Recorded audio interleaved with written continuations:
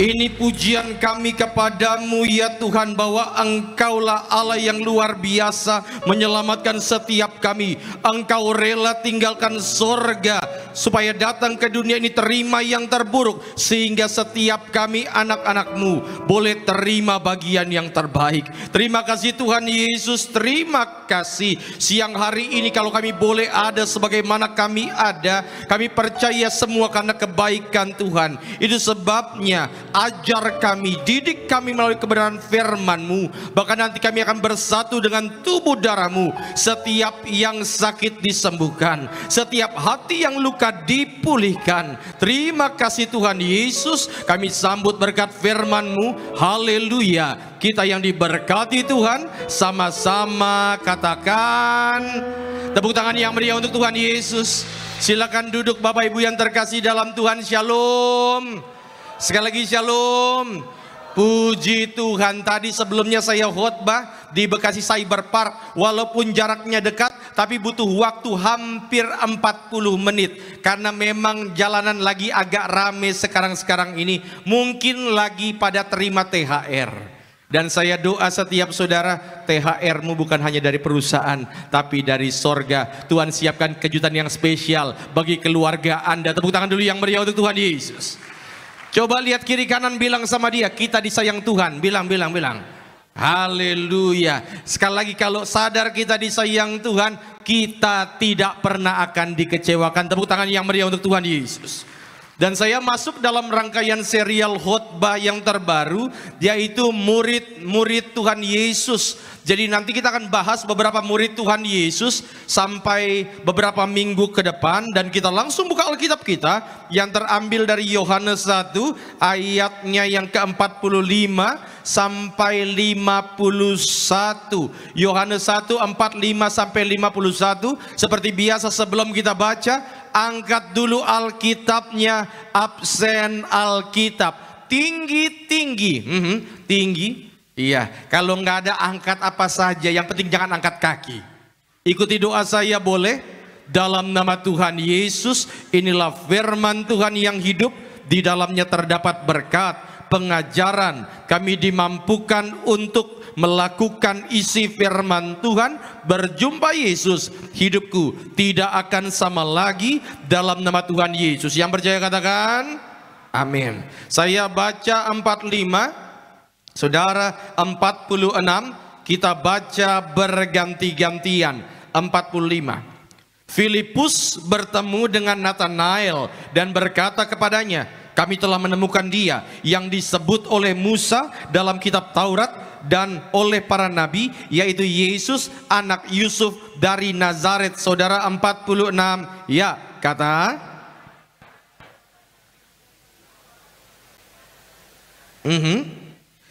kata Filipus kepadanya, mari dan lihatlah. Yesus melihat Nathanael datang kepadanya, lalu berkata tentang dia, lihat, inilah seorang Israel sejati, tidak ada kepalsuan di dalamnya. Sama-sama bilang, tidak ada kepalsuan.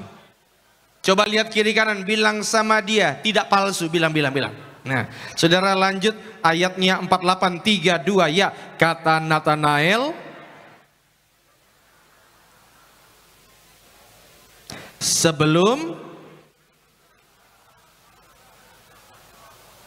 kata Nathanael kepadanya, Rabi, engkau anak Allah, engkau raja orang Israel. 50, ya. Yesus menjawab,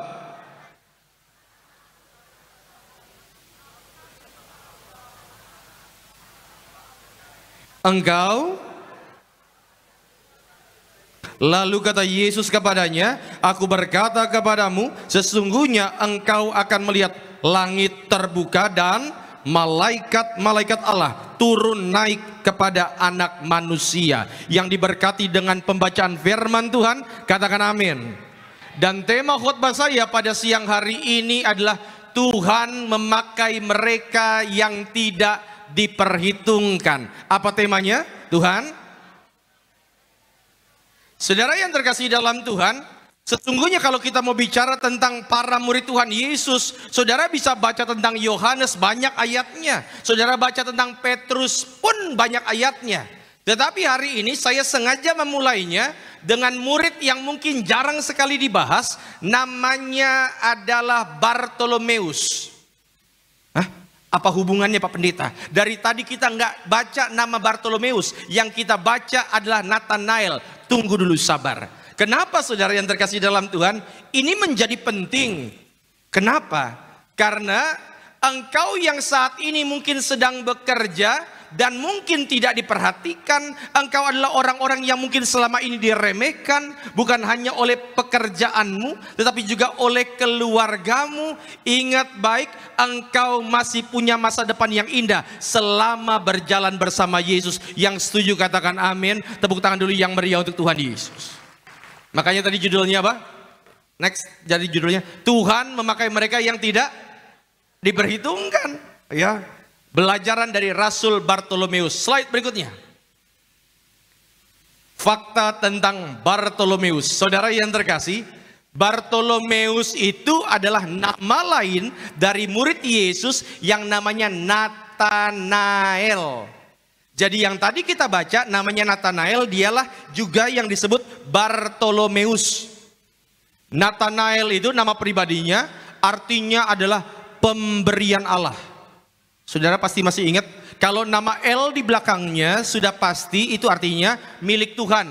Makanya Gabriel, Mikael, Samuel, Yoel, Yehezkiel, itu artinya milik punyaan Tuhan. Ya. Dan kalau begitu siapa Bartolomeus? Bartolomeus itu nama marga. Ya. Bar itu artinya anak. Ptolemeus itu tadi anak dari Ptolemai kalau bahasa Ibraninya. Dan dia berasal dari sebuah kota yang namanya Kana yang ada di Galilea. Dan hari ini saudara kita mau belajar tentang dia. Coba lihat dulu semua ke depan. Kita reka ulang pertemuan dia pertama dengan Tuhan Yesus. Sebelum dia ketemu sama Tuhan Yesus, dia dibawa oleh seorang murid lain namanya Filipus. Filipus bilang begini, aku sudah menemukan siapa yang dinubuatkan oleh para nabi. Dia adalah Yesus dari Nazaret. Saudara masih ingat apa jawaban pertamanya Nathanael? Enggak mungkin ada sesuatu yang baik yang berasal dari Nazaret. Singkat cerita, akhirnya mereka berjumpa. Pas baru pertama kali ketemu, Tuhan Yesus bilang, sesungguhnya aku sudah mengenal engkau. Dan Bartolomeus akhirnya berubah. Dan hari ini kita mau belajar pelajaran menarik dari Nathanael dan Bartolomeus sebagai murid Tuhan. Kenapa saudara yang terkasih? Kita harus sadar bahwa kita sebagai murid Tuhan, hidupnya harus berkenan, berpadanan dengan Tuhan. Yang paham katakan amin. Sama-sama bilang, saya murid. Dan saudara tahu, yang namanya murid itu berarti harus siap untuk diajar, dibentuk, dididik. Maka hari ini, yuk. Hari ini, cek.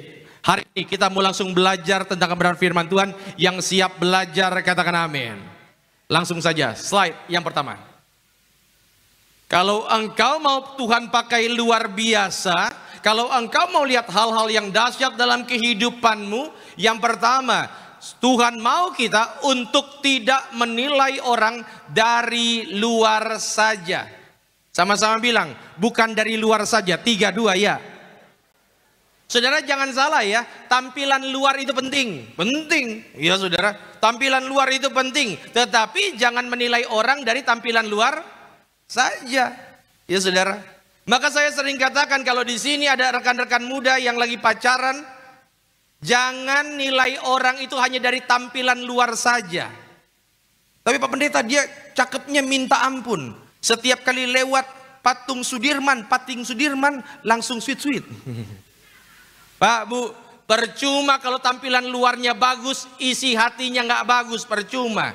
Maka saya sering katakan di sini, Bapak Ibu yang punya suami, yang punya istri, tampilan luar penting, tapi kalaupun tampilan luarnya nggak bagus-bagus banget, ingat ya, selama kau punya suami, punya istri, ininya cerdas, hatinya baik, imannya oke, engkau tidak akan kelaparan. Iya saudara, makanya jangan cuma tampilan luar. Dan ini yang terjadi sama Bartolomeus, Nathanael. Waktu dia pertama kali ketemu Tuhan Yesus, coba lihat ayatnya 45, dia bilang begini, Filipus bertemu dengan Natanael dan berkata kepadanya, kami telah menemukan dia yang disebut oleh Musa dalam kitab Taurat dan oleh para nabi, yaitu siapa? Yesus, anak Yusuf dari Nazaret. Coba lihat 46, apa jawaban Natanael? Mungkinkah sesuatu yang baik datang dari Nazaret? Bahasa gampangnya, Natanael bilang, nggak mungkin orang dari Nazaret masa bisa sukses. Nggak mungkin. Saudara, ingat, jangan nilai orang hanya dari tampilan luar. Tetapi tidak bisa kita pungkiri, seringkali kita terjebak seperti itu. Betul? Seringkali kita terjebak seperti itu. Dan kenapa kita, jangankan kita, saudara, nabi yang luar biasa saja namanya Samuel pernah hampir terjebak. Contoh, raja pertama Israel namanya Saul. Saul gagal, kemudian Tuhan kirim Samuel pergi ke rumah Isai untuk pilih satu orang anak. Masih ingat kisah itu? Bilang aja masih. Masih ingat kisah itu? Datanglah Samuel mau mengurapi salah satu anak Isai. 1 Samuel 16. Kita lihat ya, perhatikan baik-baik. Ketika mereka itu masuk dan Samuel melihat siapa? Eliab, anak pertamanya. Lalu pikirnya, sungguh di hadapan Tuhan sekarang berdiri yang diurapinya. Yang ngomong siapa? Samuel. Yang ngomong ini siapa? Samuel. Samuel itu apa? Nabi. Nabi pun hampir pernah salah. Dia ngelihat, wah sudah pasti Eliab inilah yang akan diurapi Tuhan. Tapi Tuhan tegur, lihat ayat yang ke-7. Tetapi berfirmanlah Tuhan kepada Samuel, janganlah pandang parasnya atau perawakannya yang tinggi, sebab aku telah menolaknya. Kalimat berikutnya kita baca sama-sama, 3, 2, ya. Bukan yang dilihat manusia, yang dilihat Allah. Manusia melihat apa yang depan mata, tapi Tuhan melihat hati. Jadi pelajaran buat setiap kita, Bapak Ibu, jangan pandang orang hanya dari tampilan luar saja. Jangan. Ya saudara, karena kalau kita lihat dari tampilan luar saja bisa jadi menipu. Tetapi kalau kita lihat aspek lainnya, maka percayalah kita akan melihat dari sudut pandangnya Tuhan. Tidak semua yang kelihatannya bagus benar-benar bagus. Betul? Contoh, Bapak Ibu yang terkasih, tiba-tiba engkau disuruh pilih antara pilihan pekerjaan yang gajinya 15 juta dengan gaji 10 juta. Secara penglihatan mata, mana yang lebih bagus? 15, betul ya? Tapi 15 juta itu engkau pulangnya malam-malam, istri deg-degan tiap hari. Saya mau tanya, yang terbaik yang mana berarti? Belum tentu kan? Artinya apa yang kelihatan bagus belum tentu bagus. Sampai sini yang paham katakan amin. Tidak semua orang-orang yang kita lihat tidak punya masa depan. Tidak semua orang-orang yang kita anggap remeh itu benar-benar mereka punya masa depan yang jelek. Slide berikutnya. Ingat baik pelajarannya. Pak, Bu, kita tidak pernah tahu masa depan orang lain. Nggak pernah tahu. Orang yang dipandang rendah sekarang ini bisa menjadi penolongmu di masa depan. Bisa. Itu sebabnya berbuat baiklah. Tapi kalau kita belum bisa berbuat baik untuk semua orang, kalau belum bisa, minimal nggak perlu buat jahat. Amin. Iya. Kita nggak pernah tahu orang yang selama ini kita rendahkan, orang yang selama ini kita remehkan, bisa jadi nanti di masa depan kita butuh bantuannya dia. Itu sebabnya jangan jahat-jahat sama orang, harus berbuat baik. Sama-sama bilang berbuat baik. Ya, maka saudara yang terkasih dalam Tuhan, engkau mungkin sekarang ini bukan orang yang memandang rendah, mungkin engkau yang kebalikannya, engkau dipandang rendah. Ingat saudara yang terkasih, orang boleh memandangmu rendah. Orang boleh berkata, ya cuma lulusan mana, latar belakangnya nggak bagus, pendidikannya nggak bagus. Tetapi ingat, kalau kita berjalan bersama Tuhan, Tuhan sanggup ubah setiap kisah kehidupan kita untuk menuju berkat yang luar biasa. Yang setuju berikan tepuk tangan dulu yang meriah untuk Tuhan Yesus. Ya, contoh sekali lagi, slide. Saudara harus tahu bahwa dalam Kisah Rasul 4 ayat 13, di situ melukiskan bahwa murid-murid Tuhan Yesus itu punya punya latar belakang yang mungkin dianggap sebelah mata. Ayat 13 dikatakan, ketika sidang itu melihat keberanian Petrus dan Yohanes dan mengetahui bahwa keduanya orang apa? Orang biasa yang tidak terpelajar, heranlah mereka dan mereka mengenal keduanya sebagai pengikut Yesus. Saudara, ingat Tuhan bisa memakai orang yang dianggap remeh untuk menyatakan kemuliaannya. Sama-sama bilang, Tuhan sanggup ubah keadaan. Saya ini saudara masuk sekolah pendeta itu tahun 2003. Dan saudara harus tahu, nggak semua orang dulu yang masuk sekolah pendeta itu benar-benar karena panggilan. Minimal saya temukan ada 3 alasan kenapa orang masuk sekolah pendeta. Zaman dulu ya, zaman dulu, sekarang mungkin udah beda. Dulu alasan orang masuk sekolah pendeta, yang pertama, sudah pasti panggilan Tuhan. Yang kedua, rata-rata orang yang masuk sekolah pendeta, alasan yang kedua, karena dimanapun ditolak. UI ditolak, UGM ditolak, UGD pun ditolak. Masuklah sekolah pendeta, kan begitu. Jadi nggak semua orang yang masuk sekolah pendeta itu kadang-kadang itu benar semua. Yang ketiga itu mungkin ada orang yang masuk sekolah pendeta itu ya karena ini zaman dulu ya, zaman dulu, sekarang udah beda. Zaman dulu kalau ada orang tua punya 3 anak, anak pertama pinter masuk kampus bagus, kedua pinter kampus bagus, ketiga yang kurang-kurang biasanya masuk sekolah pendeta. Makanya kalau zaman dulu orang kalau yang masuk satu angkatan 10, yang lulus cuma 5 atau 3.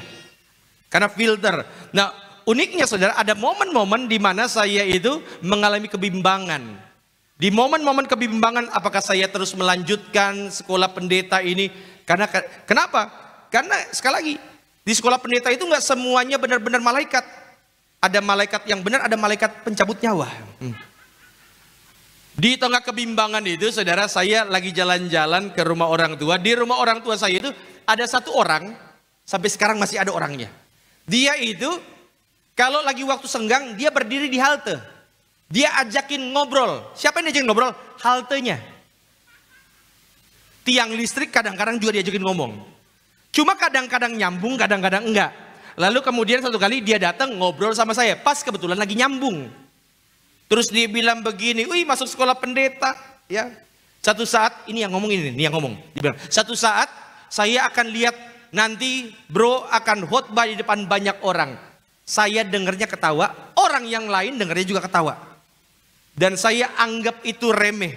Pulang ke rumah nggak tahu kenapa nih kalimat ini kepikiran terus, saudara yang terkasih dalam Tuhan. Dan akhirnya hal itu yang menjadi salah satu saya untuk memperkuat langkah saya untuk terus dalam pelayanan. Yang saya mau coba katakan adalah Tuhan bisa pakai siapapun untuk menegur kita. Amin. Makanya engkau sekarang ini boleh saja dianggap remeh, pekerjaanmu tidak diapresiasi. Orang lain boleh anggap bahwa kita ini nggak punya masa depan, tapi ingat bahwa hidup kita bukan ditentukan oleh apa kata manusia. Hidup kita ditentukan oleh rencana Tuhan. Dan kalau rencana Tuhan itu besar dalam kehidupanmu, orang boleh tarik engkau jatuh, tetapi tangan Tuhan yang kuat akan terus mengangkat engkau ke tempat yang lebih tinggi. Yang setuju berikan tepuk tangan dulu yang meriah untuk Tuhan Yesus. Coba lihat kiri kanan, bilang sama dia, jangan pandang sebelah mata. Bilang. Iya. Orang yang engkau anggap remeh sekarang, satu saat engkau akan lihat dia menjadi orang-orang yang luar biasa. Kalau engkau melihat anak-anakmu sekarang, akhirnya dia nggak punya masa depan, sudah terlibat dengan dosa yang begitu besar, percayalah, kalau engkau serahkan semua beban masalahmu ke hadapan Tuhan, Tuhan sanggup ubah kisah kehidupan setiap kita. Amin. Ya, itu pelajaran yang pertama, supaya kita benar-benar menjadi murid Tuhan, menjadi murid Kristus. Yang kedua, slide. Yang kedua, kita pelajari dari Nathanael ini atau Bartolomeus, Tuhan memilih orang yang apa? Hatinya tulus. Ya, orang pilih yang hatinya tulus. Slide berikutnya, coba lihat ayatnya yang ke-47. Kata Filipus kepadanya, mari dan lihatlah. Yesus melihat Nathanael datang kepadanya, lalu berkata tentang dia, lihat, inilah seorang apa? Israel sejati dan tidak ada kepalsuan di dalamnya. Ini yang saya katakan saudara yang terkasih dalam Tuhan. Kalau engkau mau Tuhan pakai luar biasa dalam pekerjaanmu, dalam pelayananmu, maka jaga hati. Sama-sama bilang, jaga hati. Iya kan? Makanya ada pujian apa? Jagalah hati. Itu bukan punya kita. Amsal berkata, jagalah hatimu dengan segala kewaspadaan, karena dari situlah terpancar kehidupan. Kadang-kadang saya gemes juga ada orang bilang begini, Pak Pendeta, dia mah orangnya hatinya baik, ya cuma mulutnya aja agak jahat. Nggak mungkin. Apa Pendeta? Dia itu orangnya memang galak, cuma hatinya baik. Nggak mungkin. Dia mulutnya doang kasar tapi hatinya baik. Nggak mungkin. Kenapa? Karena apa yang keluar dari mulut pasti keluar dari hati. Ya saudara. Makanya jaga hati. Saudara, jaga hati. Slide, apa yang dimaksud dengan jaga hati? Lihat ya. Hati yang murni, tidak punya motif yang tersembunyi. Jangan sampai kita mengerjakan sesuatu karena ada udang di balik. Memang hanya orang Bekasi yang menjawab bakwan. Apa? Tidak ada udang di balik. Ya, bakwan. Tidak punya motif tersembunyi, melakukan kebaikan bukan untuk pujian tapi memang karena kasih. Tidak munafik mencari keuntungan pribadi, bebas dari kepalsuan, tidak bercabang, tidak nyembah Tuhan tapi masih cinta dunia. Itu hatinya nggak murni itu. Fokus pada Tuhan dan kehendaknya. Ini yang saya sebut dengan orang yang hatinya murni. Mengerjakan sesuatu bukan karena ada motif tersembunyi. Contoh. Yang menikah baru di bawah 5 tahun lambaikan tangannya.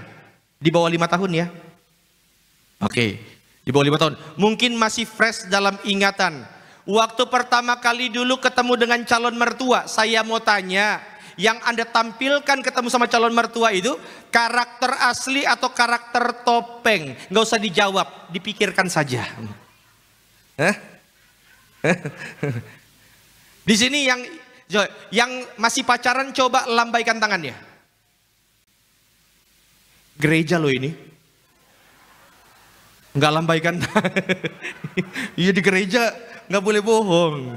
Di sini siapa yang berpacaran tapi sembunyi-sembunyi supaya nggak ketahuan orang tua, lambaikan tangan.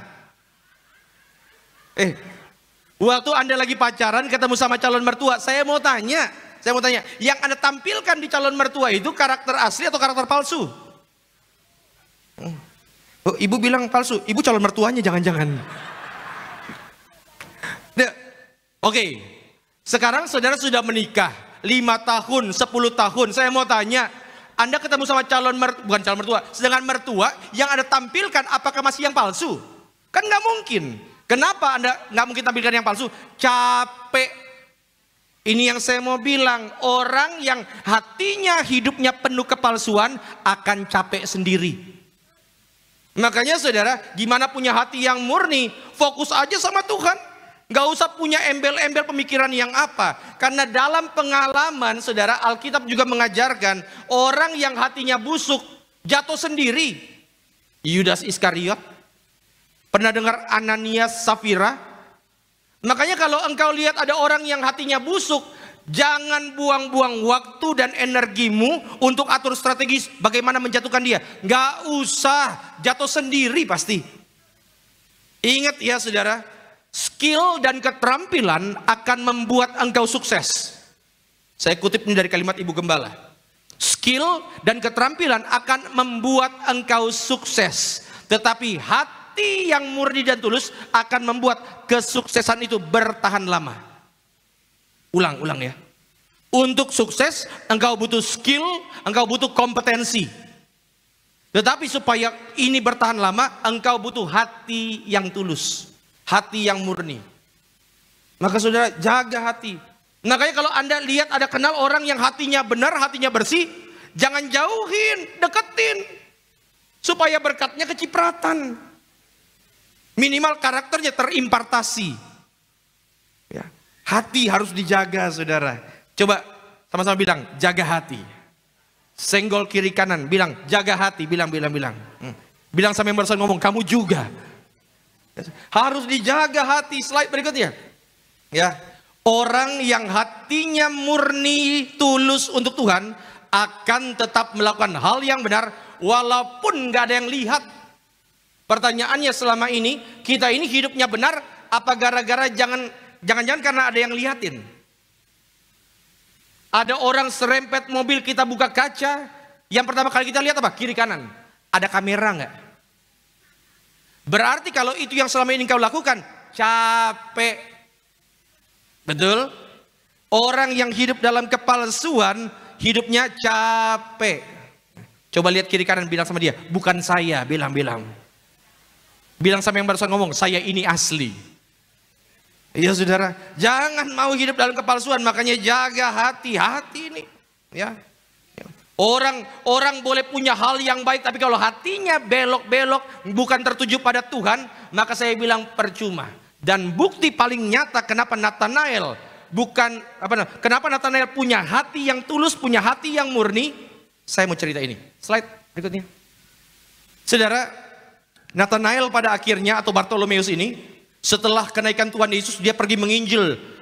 Dia pergi ke India bersama satu orang rasul lainnya, namanya Rasul India. Bukan Amitabh Bachchan, bukan. Thomas. Makanya di India ada gereja kuno namanya Mar Thoma. Dia pergi ke Ethiopia, India, Asia Selatan, Ethiopia di Afrika. Dia pergi ke Mesopotamia, itu sekitar Irak. Partia itu sekitar Iran.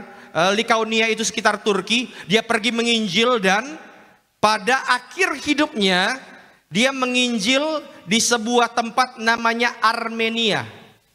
Saudara, di antara semua murid sepertinya dia yang akhir hidupnya paling mengenaskan karena dia ditangkap oleh pemimpin di Armenia dan di hadapan umum dia dikuliti hidup-hidup. Dia disuruh memilih, apakah engkau mau meninggalkan Tuhanmu? Dia bilang, enggak, saya tidak akan meninggalkan Tuhan. Dan itulah pilihan yang dia ambil. Kenapa saudara? Karena kalau Tuhan sudah terlalu baik bagi setiap kita, mau ngapain kita berkhianat? Tapi kak saudara, yang saya mau sampaikan adalah begini. Itu gerejanya itu, ya, yang dibuat untuk menghormati. Dan akhirnya kalau saudara perhatikan, lihat di data negara-negara dengan jumlah persentase kekristenan tertinggi di dunia. Nomor 1 tentu saja Vatikan, nomor 2 Romania, 3 tetangga kita, Papua Nugini, Timor Leste, tetangga kita juga. Maka kita doa supaya Indonesia penuh kemuliaan Tuhan. Dan Tonga itu di daerah Oseania, Tonga, Tuvalu, Palau, Mikronesia. Ya. Kemudian 6 Armenia. Armenia ini bekas pecahan Uni Soviet. Dan sampai sekarang dia menjadi salah satu negara dengan jumlah persentase kekristenan. Yang saya mau coba sampaikan adalah orang yang hatinya tulus, yang menebarkan kebaikan, mungkin hasilnya belum dia lihat saat ini. Belum. Tetapi akan dituai oleh generasi berikutnya. Bapak-bapak, ibu-ibu di tempat ini yang hatinya baik, mungkin engkau tidak langsung menuai dari apa yang engkau tabur. Tetapi ketika engkau sudah tidak ada, anak-anakmu mungkin akan dilihat sama orang, wih, dia kan bukannya bapaknya yang baik banget itu. Dan akhirnya anak-anakmu lah yang menerima menuai kebaikan yang pernah engkau tabur. Maka sering saya katakan, kalau di sini ada orang tua, Anda nanti ketika dipanggil Tuhan, Anda wariskan rumah, itu bagus. Anda wariskan harta, itu bagus. Tetapi jangan lupa, wariskan iman dan nama baik kepada anak-anak cucumu. Makanya jaga hati saudara. Jaga hati.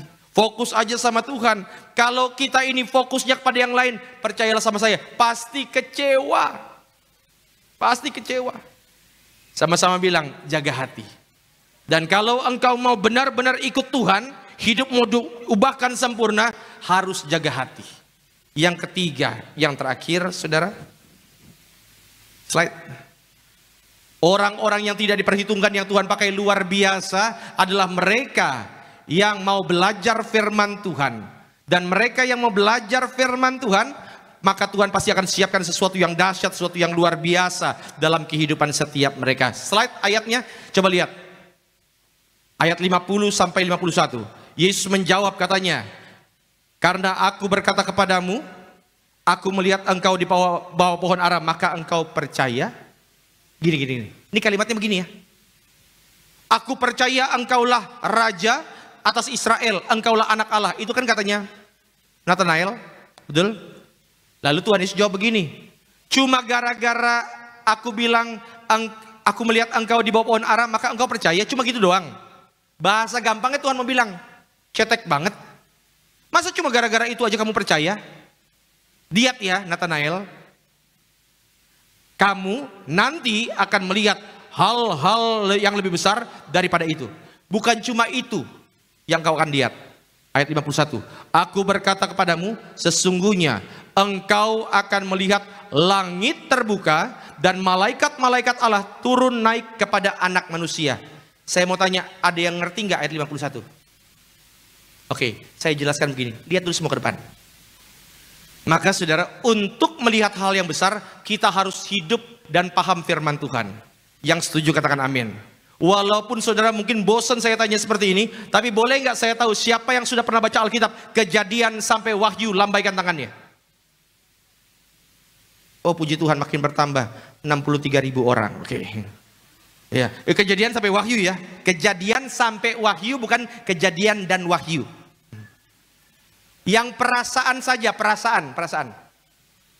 Kenapa perasaan? Karena bacanya lompat-lompat. Kadang Kejadian, lompat Yeskiel, maju ke Yeremia, maju Wahyu, mundur lagi Keluaran. Tapi kayaknya Pak Pendeta, perasaan saya kayaknya sudah lengkap semua. Lambaikan tangan. Enggak apa-apa, yang penting dibaca saudara. Karena ada kebenaran yang luar biasa di balik pemberitaan firman Tuhan. Buka lagi ayatnya. Tuhan ngomong begini. Slide tadi Yohanes mundur. Nah, kata Yesus kepada Nathanael, aku berkata kepadamu Nathanael, sesungguhnya nanti engkau akan melihat langit terbuka dan malaikat-malaikat Allah turun naik kepada manusia. Saudara, yang ngerti ini pada saat itu ya Nathanael. Kenapa?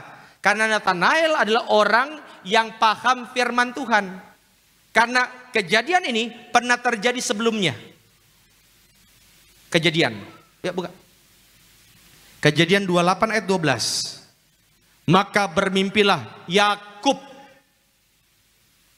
Di bumi ada didirikan sebuah tangga yang ujungnya sampai di langit, dan tampaklah malaikat-malaikat Allah turun naik di tangga itu. Yakub setelah dapat mimpi ini, namanya diubahkan Tuhan menjadi Israel. Masih ingat apa yang Tuhan bilang kepada Nathanael? Engkaulah Israel yang asli. Dan engkau akan lihat hal-hal yang dahsyat, hal yang luar biasa. Dan yang ngerti ini adalah orang yang paham tentang firman. Maka saudara yang terkasih, kalau engkau mau lihat hal-hal yang besar terjadi dalam kehidupanmu, hidup dalam firman. Harus hidup di firman itu. Maka saya suka banget lagu lama. Firman-Mu pelita bagi kakiku, terang bagi jalanku. Penutup, saya kutip kalimat gembala sidang kita. Murid Tuhan Yesus yang berkualitas harus memiliki hikmat. Sama-sama bilang hikmat. Hikmat itu kecerdasan intelektual, kecerdasan spiritual, kecerdasan emosional. Singkat cerita, intinya kalau engkau mau bertumbuh harus belajar. Dan saudara yang terkasih dalam Tuhan, engkau yang belajar firman Tuhan, memang kadang-kadang itu prosesnya tidak terlalu nyaman, benar gak? Saudara masih ingat waktu zaman sekolah? Siapa di sini yang lagi libur sekolah, tiba-tiba dia tulis surat kepada sekolah, tolong liburnya dipercepat, karena saya ingin sekali belajar. Ada yang begitu? Malah kalau bisa hari sekolah pun dibuat libur. Saya kalau ditanya Pak Pendeta, mata pelajaran yang paling Pak Pendeta suka apa? Saya dari dulu jawabannya selalu matematika. Kenapa matematika? Karena guru matematika paling jarang masuk. Tapi ini yang saya bilang, proses belajar itu kadang-kadang tidak menyenangkan, betul? Anda harus bangun pagi, mengulang-ulang pembelajaran. Kapan pelajaran itu baru kita anggap berarti? Setelah lewat masa sekolah.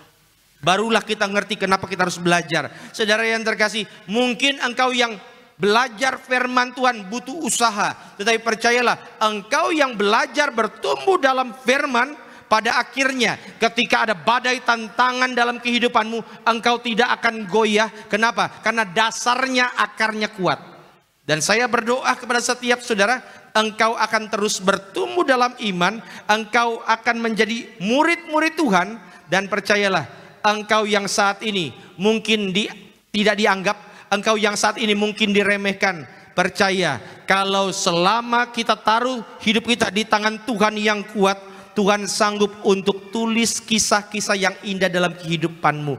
Engkau mungkin punya masa lalu yang buruk, latar belakang yang tidak mengenakan, tetapi ingat, yang engkau lihat bukan masa lalumu, engkau lihat adalah Yesus. Dan selama Yesus yang pegang erat tanganmu, masa depanmu pasti indah, karena kita adalah orang-orang yang disayang Tuhan sempurna. Yang setuju berikan tepuk tangan dulu yang meriah untuk Tuhan Yesus. Saya undang worship leader, pemain musik, saya simpulkan khotbah saya. Saudara yang terkasih dalam Tuhan, yang pertama, apa yang kita pelajari dari Rasul Bartolomeus, atau yang disebut dengan siapa?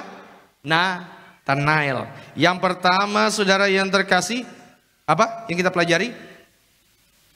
Tuhan mau supaya kita tidak melihat orang dari tampilan luar saja. Yang kedua, yang Tuhan inginkan dalam kehidupan kita, supaya kita apa? Punya hati yang tulus, hati yang murni. Sama-sama bilang, jaga hati.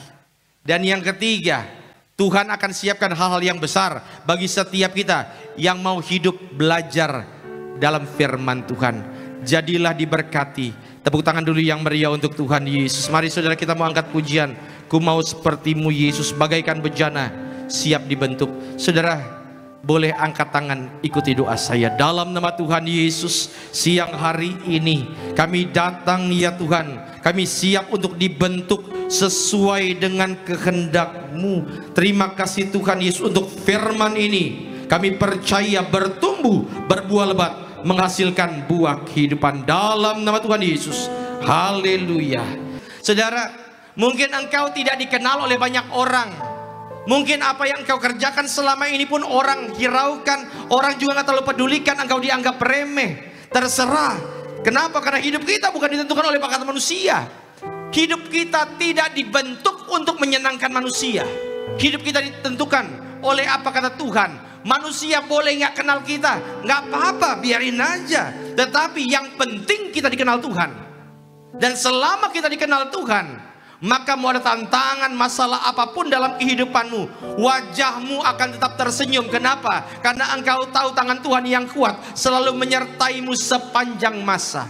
Itu sebabnya saudara yang terkasih dalam Tuhan, nggak usah merasa minder kalau engkau tidak dikenal. Tidak usah merasa tersingkir kalau engkau tidak dihiraukan oleh orang-orang lain. Pak Pendeta, tapi selama ini saya tidak disingkirkan oleh orang-orang lain.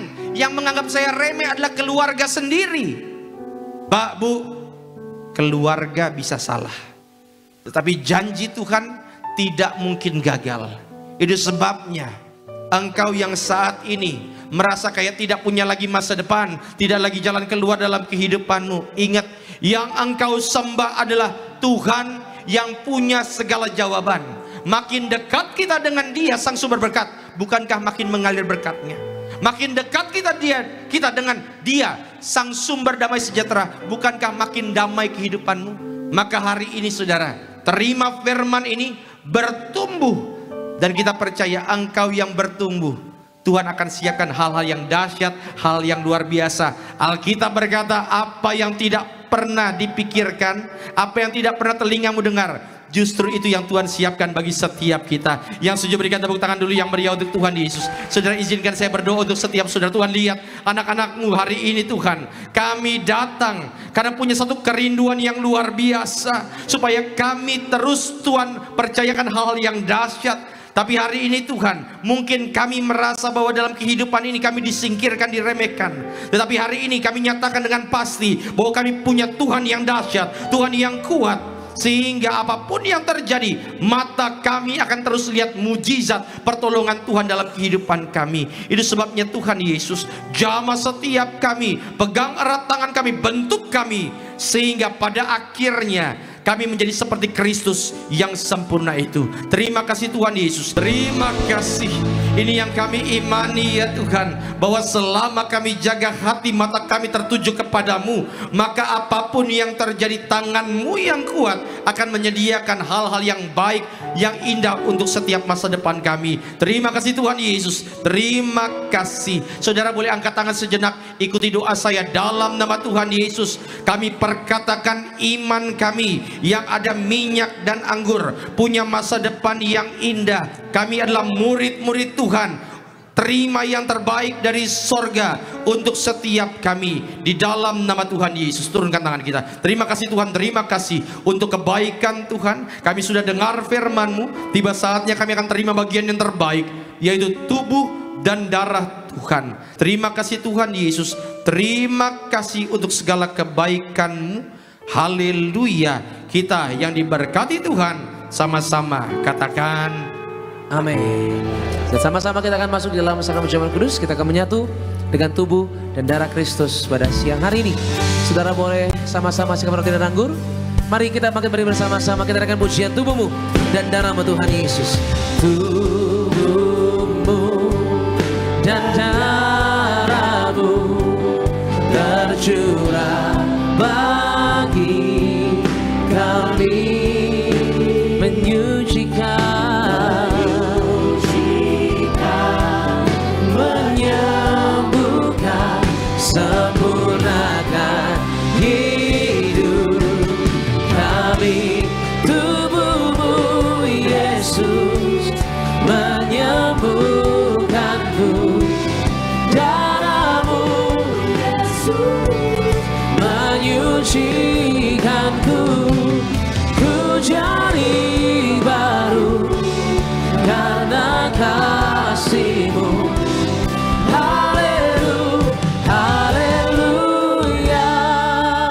Mari saudara, kita teduhkan hati, siapkan hati, supaya kita boleh terima sakramen yang suci ini. Kita berdoa. Kembali kami datang menghadap meja perjamuan suci-Mu dengan tubuh darah Tuhan di tangan kami, yang adalah bukti bahwa setiap sakit penyakit sudah disembuhkan, setiap kuk belenggu sudah dipatahkan. Kami angkat tubuh dan darah-Mu dengan mengucapkan nama-Mu yang kudus, nama Tuhan Yesus Kristus yang adalah Imam Agung dari setiap pengakuan iman yang kami ucapkan. Mari saudara, kita angkat roti di atas kepala.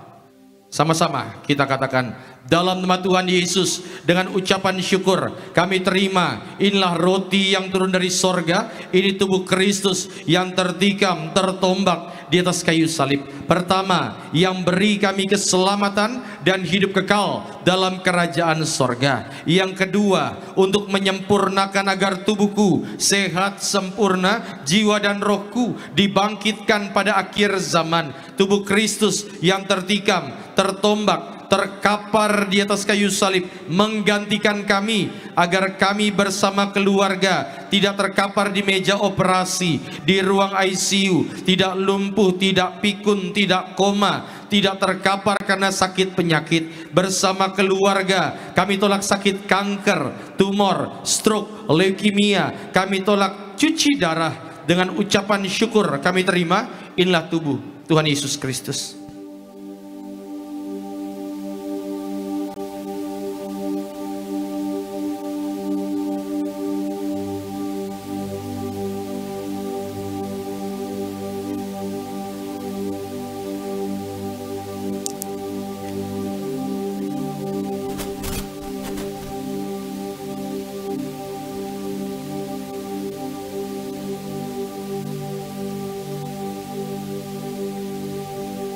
Mari kita angkat anggur yang akan dibentuk menjadi darah Yesus. Sama-sama kita katakan, dalam nama Tuhan Yesus, dengan ucapan syukur kami terima, inilah darah Tuhan Yesus Kristus yang tertumpah tercurah di atas kayu salib sebagai perjanjian baru, perjanjian kekal. Pertama, ampuni kami dari setiap dosa, hapus setiap kutuk. Kami janji hidup dalam pertobatan, dalam kekudusan. Keluarga kami kudus. Kami tolak perzinahan, percabulan. Kami tolak orang ketiga dalam rumah tangga, poligami, poliandri, perceraian kami tolak dalam nama Tuhan Yesus. Yang kedua, darah Yesus materaikan kami sebagai warga sorga bersama keluarga, nama kami tercatat dalam kitab kehidupan, punya rumah di bumi, rumah di sorga, berkumpul di bumi, berkumpul di sorga. Yang ketiga, oleh darah dan bilurnya setiap sakit penyakit hari ini disembuhkan. Kami tolak migrain, sakit kepala, vertigo, diabetes, hepatitis, darah tinggi, darah rendah. Kami doa seluruh organ tubuh kami, otak, jantung, paru-paru, liver, usus, pankreas, tulang, kulit, syaraf, panca indera sehat sempurna dalam nama Tuhan Yesus. Saudara jangan diminum dulu, sebutkan sakit penyakit saudara, doa di hadapan Tuhan, termasuk engkau yang punya alergi di kulit, gatal-gatal, yang udah pakai obat apapun, bedak apapun masih gatal-gatal, bawa dalam doa. Tuhan sanggup untuk memulihkan setiap kehidupan kita. Bawa dalam doa, Tuhan ngerti, Tuhan peduli. Kembali sama-sama kita ucapkan dalam nama Tuhan Yesus, Tuhan yang perintahkan Gembala Sidang Tiberias untuk mengucapkan bahwa perjamuan kudus ini kuasanya lebih dari roti mana bangsa Israel, dengan roti mana tiap hari makan tidur, jubah baru, kasut baru. Kami yang terima darah Yesus tidak gagal, tidak kekurangan. Kami tolak kemiskinan, kebangkrutan. Kami tolak hutang-hutang pribadi bersama keluarga. Kami diberkati Tuhan lipat kali ganda. Bisnis, pekerjaan, keluarga, pendidikan, pelayanan diberkati sempurna bersama keluarga. Kami sejahtera, mulia, suatu saat terbang ke sorga, pesta di sorga sepanjang masa. Segala penderitaan, sakit, penyakit, dosa dan kutuk sudah diselesaikan di atas kayu salib. Inilah darah Tuhan Yesus Kristus.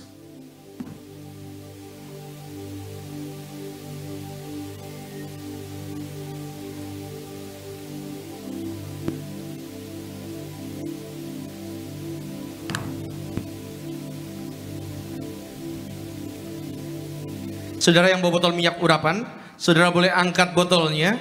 Ikuti doa saya dalam nama Tuhan Yesus. Kami doa tiap pot, tiap tetes inilah minyak urapan dari sorga, memuliakan Tuhan, memuliakan manusia. Usir setan, sembuhkan sakit penyakit. Kami yang diurapi, berkatnya lebih dari teman-teman sekutu kami. Dalam nama Tuhan Yesus, kami muliakan Engkau Yesus Tuhan, Juru Selamat kami, melalui pengurapan yang kami terima. Dalam nama Tuhan Yesus. Saudara silakan duduk. Dan silakan saudara naikkan doa saudara di hadapan Tuhan. Bicara sama Tuhan. Gak usah bilang bahwa saya gak bisa doa. Saatnya sekarang ungkapkan seluruh isi hatimu di hadapan Tuhan. Termasuk engkau yang menaikkan segala pergumulan, tantangan, ucapan syukur. Engkau yang sudah diterima dalam ujian di tanggal 18 kemarin. Namamu sudah terdaftar di universitas. Bawa dalam doa. Ucapkan, bicara sama Tuhan. Maka Tuhan berkati setiap lembar penuhan doa yang tulis oleh anak-anakmu. Juga Las Maria diberkati, Suwanda Tuhan berkati, Enestia Felviana Tuhan berkati, Pak Ridolot Tuhan berkati, Pak Yosef juga Tuhan berkati, Pak Hendri Kondoy Tuhan berkati, Pak Surya diberkati Tuhan, juga keluarga Zega diberkati, Monetari Bunga Tuhan berkati. Tuhan sayang siapapun mereka yang menulisnya dengan iman, mereka akan menuainya dengan sorak-sorai. Terima kasih Tuhan Yesus, terima kasih. Kami berdoa Tuhan supaya setiap yang hadir di tempat ini dengan segala pergumulan, tantangan, masalah, mereka pulang bawa sukacita dalam Kristus. Mereka yang hari ini datang untuk cari wajah-Mu, biarlah Tuhan curahkan berkat dan sukacita. Karena kami yakin, kami percaya bahwa kalau kami pun masih jadi orang Kristen hingga detik ini, itu pun karena anugerah-Mu ya Tuhan. Terima kasih Tuhan Yesus, terima kasih. Dan biarlah setiap kami yang datang di tempat ini, Tuhan terus tambah-tambahkan sukacita dari sorga. Saudara boleh angkat tangan sejenak, ikuti doa saya dalam nama Tuhan Yesus. Sesuai Mazmur 23, Engkau mengurapi kepalaku dengan minyak, pialaku penuh melimpah. Kebajikan dan kemurahan belaka mengikuti aku seumur hidupku, dan aku akan diam dalam rumah Tuhan sepanjang masa. Turunkan tangan kita. Terima kasih Tuhan Yesus. Kami naikkan doa kami untuk Gembala Sidang yang kami kasih Ibu Pendeta Darniati Pariaji, berkati selalu kesehatan, berkati dengan hikmat dari sorga, sehingga melalui pelayanan beliau jutaan jiwa dimenangkan untuk kemuliaan Tuhan. Para pemimpin gereja kami, Bapak Pendeta Argo Pariaji, Bapak Dr. Aristo, Tuhan berkati, Tuhan sayangi dengan segala program-programnya untuk menjangkau lebih banyak jiwa lagi. Setiap hamba Tuhan yang mengambil bagian pelayanan siang hari ini, koordinator Pak David, Tuhan berkati hamba bersama keluarga selalu dalam lindungan kuasa-Mu ya Tuhan. Rekan-rekan worship leader Tuhan berkati, Bung Alvarado Tuhan berkati, Bung Sony Tuhan berkati, juga rekan-rekan singer, rekan-rekan pemain musik, juga Bung Tono diberkati Tuhan, tim media, juga asyar, kolektan, pendoa syafaat, guru sekolah minggu. Apapun yang kami kerjakan, semua kami kerjakan untuk kemuliaan-Mu. Terima kasih Tuhan Yesus, terima kasih. Nanti ketika kami pulang, dijauhkanlah kami dari segala yang buruk. Kami percaya kami pulang bawa kemenangan dan berkat dari sorga. Terima kasih Tuhan Yesus, dan biarlah segala doa yang kami naikkan ini kami tutup dengan doa yang Tuhan ajarkan kepada kami. Bapa kami yang di sorga, dikuduskanlah namamu, datanglah kerajaanmu, jadilah kehendak-Mu di bumi seperti di sorga. Berikanlah kami pada hari ini makanan kami yang secukupnya, dan ampunilah kami akan kesalahan kami, seperti kami juga mengampuni orang yang bersalah kepada kami. Dan janganlah membawa kami ke dalam pencobaan, tapi lepaskanlah kami daripada yang jahat, karena Engkaulah yang punya kerajaan dan kuasa dan kemuliaan sampai selama-lamanya. Tiberias Tuhan, umat kesayangan Tuhan, bangkit berdiri. Arahkan hatimu kepada Tuhan Yesus. Terimalah berkat yang diucapkan dalam nama Bapa, Putra dan Roh Kudus. Tuhan memberkati engkau dan melindungi engkau. Tuhan menyinari engkau dengan wajahnya dan memberi engkau kasih karunia. Tuhan menghadapkan wajahnya ke hadapanmu dan memberi engkau shalom. Damai sejahtera mulai saat ini sampai selama-lamanya. Kita yang diberkati Tuhan dengan sukacita, sama-sama katakan selamat hari Minggu, Tuhan Yesus berkati.